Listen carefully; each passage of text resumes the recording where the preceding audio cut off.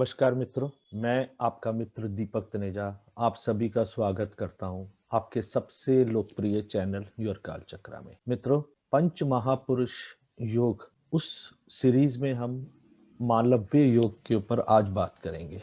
ये योग कैसे बनता है, इसके कुंडली में क्या फल निकलते हैं और विद्वान जन इसकी क्या व्याख्या करते हैं, क्यों नहीं वैसे फल दिखते जैसे वो व्याख्या करते हैं। तो आज आप समझेंगे।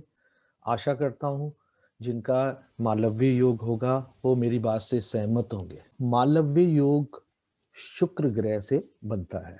इसके विषय में जब भी हम बात करेंगे तो शुक्र ग्रह से संबंधित कारक तत्वों के बारे में हमें अवश्य विचार करना चाहिए। शुक्र ग्रह हमारे धन से संबंधित है, हमारी पत्नी से संबंधित है, हमारे प्रेम पाने और प्रेम देने के भाव से संबंधित है। बहुत से अद्भुत ऐसे पॉइंट होते हैं जो शुक्र से जुड़े हुए हैं। तो पहले मैं आपको ये बताता हूँ कि पिछले 3 वीडियो में मैंने केंद्र और त्रिकोण को लिया था। उसके पीछे मैंने कारण भी बताया था कि हमारे बहुत सारे विद्वान जन उसे केंद्र के अंदर ही मानते हैं।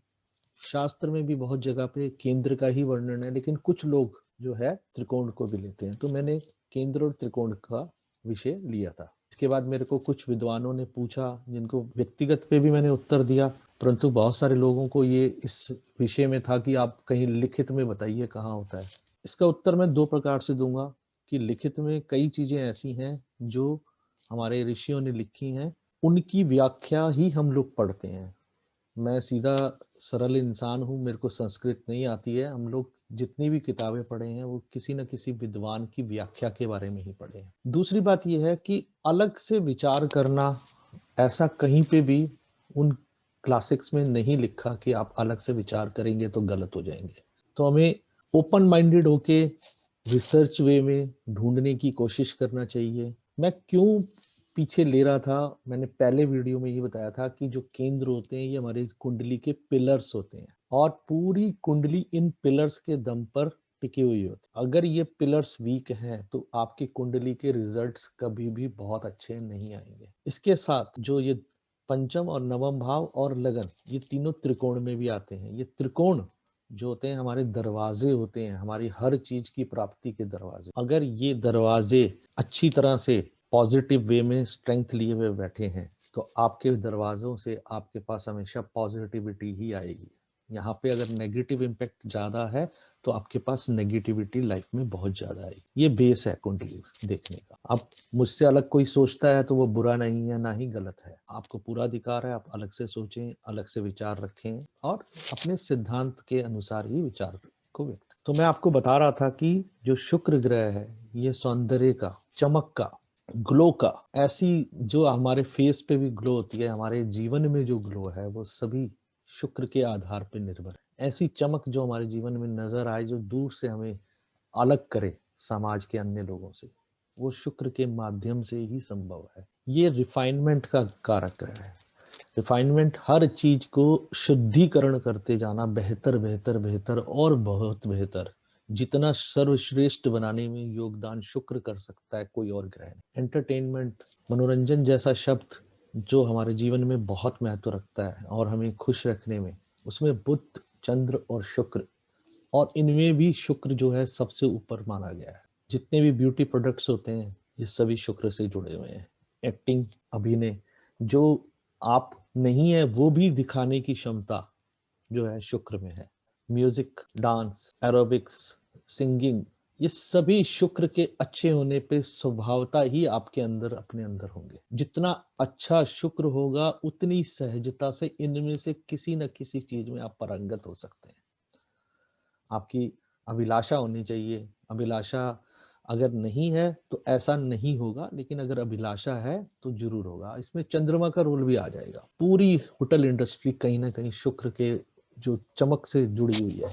जितनी चमक धमक ज्यादा होगी, यानी जितना बड़ा स्टार लगता जाएगा, 3 star, 2 star, 4 star, 5 star, 7 star, ये जितने बड़े स्टार लग रहे हैं इसका मतलब वहां पे शुक्र का प्रभाव उतना ही ज्यादा है। परफ्यूम्स, मैं फिर बोलूंगा कि जितनी प्योर और रिफाइंड परफ्यूम होगी उतना ही बेहतर जो है आपको उसकी खुशबू आएगी। खुशबू का कारक, परफ्यूम का कारक, फूलों का कारक, ये सब शुक्र है। डिजाइनिंग, जो भी प्रकार की डिजाइनिंग होती है, वो कलरफुल लाइफ, कलरफुल चीजें सभी शुक्र से जुड़ी हुई है। सेलिब्रिटी बनाना या सेलिब्रिटी होना, ये सब शुक्र से जुड़े हुए हैं। खुशियां, खुशियां गुरु से भी जुड़ी हुई हैं और शुक्र से भी जुड़ी हुई हैं। दोनों की खुशियों में थोड़ा सा अंतर होता है, एक आध्यात्मिक खुशी है और एक जो संसारिक चीजों में जो खुशियां प्राप्त होती हैं हमें, वो शुक्र से जुड़ी हुई। इंसान को एक झील की तरह काम करने की कैपेबिलिटी शुक्र ग्रह में है, ब्रॉड माइंडेड बनाता है, आपको उन विचारों पे भी सहमति देने की क्षमता देता है जो विचार आपकी मूल सिद्धांतों से अलग हैं। ये ओपन माइंडेडनेस को आप कह सकते हैं, ये वो वाली स्थिति होती है। स्टेट्समैन बनाता है, हॉस्पिटलिटी देता है आपको, दूसरों का स्वागत करना, उनका उनके उनको आदर सहित अपने घर में बिठाना, उनका सम्मान करना, ये सब चीजें शुक्र के कारण से संभव है। जितना बढ़िया शुक्र, उतना अच्छा आपका व्यवहार हो, आप उतने सरलता से, विनम्रता से करेंगे। अब ये कोई जरूरी नहीं कि सारे गुण एक ही व्यक्ति में हो, इनमें से किसी ना किसी प्रकार के गुण अवश्य होते हैं। हर प्रकार की ज्वेलरी, सोना गुरु है और ज्वेलरी शुक्र है। हर प्रकार की ज्वेलरी, खासकर डायमंड ज्वेलरी अगर है तो आप मान के चलें कि वो पूरी तरह से शुक्र है। मीडिया, टेलीविजन, यहाँ पे जो लोग आते हैं, ये भी प्रचार तंत्र के जितने बड़े बड़े चेहरे बन के निकल के आते हैं, ये सभी तरीके के लोग जो है शुक्र से जुड़े हुए हैं। जितना अच्छा शुक्र, उतना ज्यादा प्रभाव डालने की क्षमता आप में हो। उसके बाद हम वुमेन्स रिलेटेड बातें अगर देखें, वो सभी शुक्र से जुड़ी हुई हैं, क्योंकि स्त्री का, पत्नी का कारक, और हर स्त्री जो प्यूबर्टी से लेके मेनोपॉज के बीच में होती है, वो शुक्र होती है। तो उनसे संबंधित कोई भी चीज है, जो चीजें ऐसी स्त्रियां इस्तेमाल करती हैं, वो सभी चीजें जो जो है शुक्र से जुड़ी हुई हैं। फूलों का मैंने बताया था, लग्जरी व्हीकल्स बताया, हर प्रकार की लग्जरी, लग्जरी व्हीकल्स हो या किसी भी प्रकार के लग्जरी हो, आपका घर का वैभव आपका शुक्र बताएगा। आप कितने ऑर्गेनाइज्ड हैं, कितने सिस्टमेटिक हैं, कितनी साफ सुथरा आपका घर है, ये आपका शुक्र बताएगा। इंटीरियर कैसा है, ये आपका शुक्र बताएगा। आप लविंग हैं या नहीं है, प्यार देते हैं और प्यार पाना चाहते हैं, ये आपके शुक्र पे निर्भर करेगा। अफेक्शनेट हैं, जॉय, रोमांस, ब्यूटीफुल आईज, ये सभी प्रकार के जो कारक तत्व हैं शुक्र से जुड़े हैं। जितनी अच्छा शुक्र होगा उतनी सुंदर आंखें होंगी इंसान, बोलती हुई आंखें कहते हैं जैसे। तो ऐसा अच्छा शुक्र के बारे में बताया गया है। अब यही शुक्र अगर केंद्र के अंदर बैठेगा तो क्या रिजल्ट देगा, जो मेरा अनुभव है। देखिए, पहले तो हम मुख्य कारक, जो इसका सबसे बड़ा कारक है, ये जो काल पुरुष कुंडली के द्वितीय और सप्तम भाव में होने के स्वामी होने के कारण से, ये धन लक्ष्मी और ग्रह लक्ष्मी, इन दोनों का अधिकार है। तो ये दोनों जो भाव हैं शुक्र के भाव होने के कारण से, इन दोनों भावों के अगर हम अर्थ को निकालेंगे, यानी कि पत्नी और धन, ये दोनों अगर अच्छी तरह से हम सम्मान पूर्वक रखेंगे तो ये हमारे को शुभ फल देते हैं। यानी कि जो लोग धन का भी सम्मान करते हैं और पत्नी का भी सम्मान करते हैं, उनके प्रति सही से रहते हैं, चरित्रवान रहते हैं, उनको धोखा नहीं देते हैं, तो ये किसी भी प्रकार से शुक्र की नेगेटिविटी उनके जीवन में नहीं आई। अब यही शुक्र केंद्र में बैठकर धन और इस प्रकार के सुख देने की क्षमता रखता है। और जो मैंने अन्य प्रकार के जो कारक तत्व बताए, इनमें से किसी ना किसी प्रकार के कारक तत्वों की वृद्धि कर देगा। डिपेंड करेगा वो किस प्रकार की भाव में आके बैठा है। अब लगन के अंदर बैठता है शुक्र, तो मैंने अनुभव किया है कि ऐसे व्यक्ति, अगर शुक्र अनएफ्लिक्टेड है, ये याद रख लीजिए, अगर एफ्लिक्टेड है उसकी क्वालिटीज खराब हो जाएंगी, कम हो जाएंगी। अनएफ्लिक्टेड शुक्र अगर है और लगन के अंदर है, तो व्यक्ति काफी हद तक स्वस्थ, देखने में बहुत सुंदर, बहुत ही आकर्षक जो है उसका व्यक्तित्व होगा, और वो दूसरों को प्रभावित करके अपने कार्य कराने की क्षमता रखता होगा। देखिए, डिप्लोमेसी भी बहुत हद तक जो है शुक्र जो है देता है। मरकरी की डिप्लोमेसी टोटली कंप्लीटली अलग टाइप की होती है, लेकिन अगर शुक्र उसके साथ जुड़ जाए, या शुक्र बहुत अच्छा हो, अपनी मूल त्रिकोण राशि में हो, स्वराशि हो, या उच्च की राशि में हो, तो ये इतनी अच्छी डिप्लोमेसी देता है कि जहां वातावरण पूरी तरह से तहस नहस करने वाला होता है, वहां पे भी हंसी मजाक का माहौल बना के ठीक कर दे। तो ये इस प्रकार के गुणों से व्यक्ति अपने जीवन के में आने वाली समस्याओं का समाधान ढूंढ लेता है। अतः वो स्वास्थ्य अच्छी, अच्छा उसका व्यक्तित्व, उस व्यक्तित्व के साथ उसके अंदर ये योग्यता जो उसे हर प्रकार की परिस्थिति से बाहर ला सकती है। तो इस कारण से वो केंद्र में बैठा हुआ, लगन में बैठा हुआ शुक्र समस्याओं का समाधान देगा। धन का कारक है तो स्वाभाविक रूप से धन को आकर्षित करेगा, स्त्रियों को भी आकर्षित करेगा इस व्यक्ति, इस जातक की तरफ।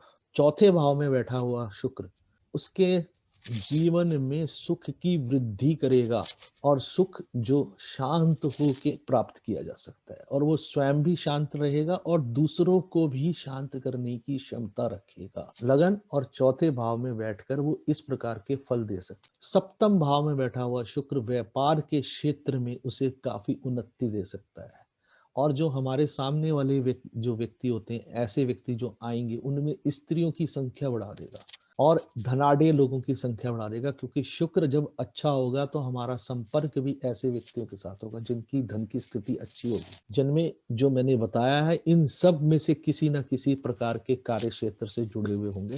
वो जब भी जुड़ेंगे तो वो हमें लाभ दे के जाएंगे, वो हमारे लिए अच्छे रहेंगे। और दशम भाव में बैठा हुआ शुक्र इनमें से किसी कार्य क्षेत्र में लगा देगा।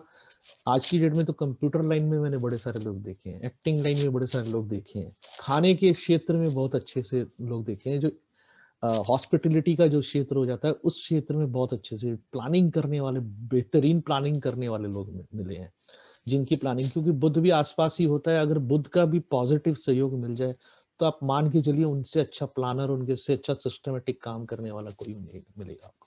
ऑर्गेनाइज्ड, स्टेप 1, स्टेप 2, स्टेप 3, इतनी सिस्टमेटिक तरीके से वो काम करेंगे कि कोई कोई उनके तुलना में व्यक्ति नहीं मिलेगा। तो ये सब गुण मिलेंगे जिसके कारण से व्यक्ति हमेशा शांत, खुश और खुश मिजाज और औरों के साथ अच्छा सा मिलनसार रहने वाला होगा, जो उसकी सफलता का कारण बनेगा। सीधे सीधे तौर पे अगर हम कहें, धन प्राप्ति के लिए जो जो गुण चाहिए होते हैं वो इस मालव्य शुक्र के कारण से उसे प्राप्त होंगे।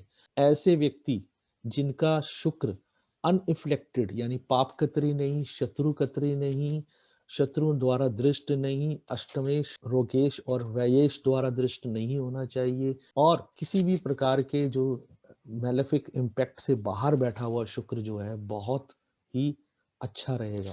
और अगर मित्रों का सहयोग प्राप्त है ऐसे में, तो उसका बल 100 गुना बढ़ जाएगा और वो व्यक्ति हमेशा ही हर प्रकार के सुख को प्राप्त करेगा। इसका अर्थ सीधा सीधा ये निकाला जा सकता है कि वैवाहिक जीवन भी अच्छा हो सकता है, बशर्ते मंगल की स्थिति खराब ना हो। अगर मंगल की स्थिति भी ठीक है और शुक्र की स्थिति भी ठीक है तो ये चीजें नहीं होंगी जो उनकी लाइफ में डैमेजिंग होनी चाहिए। तो ये मेरा मोबाइल नंबर है, ये मेरा ईमेल एड्रेस है। आप में से किसी भी व्यक्ति को कोई भी समस्या के लिए कंसल्टेंसी लेनी हो तो वो मुझे संपर्क कर सकते हैं। मैं आपको फिर बताना चाहता हूँ कि हम डॉक्टर उत्तरा शर्मा जी के साथ एक नया बैच शुरू कर रहे हैं जो हमारा 20 तारीख को शुरू हो रहा है। आप में से जो बेसिक एस्ट्रोलॉजी सीखकर कैसे रिजल्ट निकाले जा सकते हैं प्लैनेट्स, हाउसेस एंड भाव के, राशियों के कॉम्बिनेशन से, राशि, ग्रह और भाव के कॉम्बिनेशन से कैसे रिजल्ट निकाले जा सकते हैं, और नक्षत्र की कुछ बेसिक जानकारियां उसमें दी जाएंगी। आप लोगों में से जो इच्छुक हो वो हमसे संपर्क कर सकते हैं, या तो डॉक्टर उत्तरा शर्मा जी से या मुझसे। इसी के साथ नमस्कार, धन्यवाद।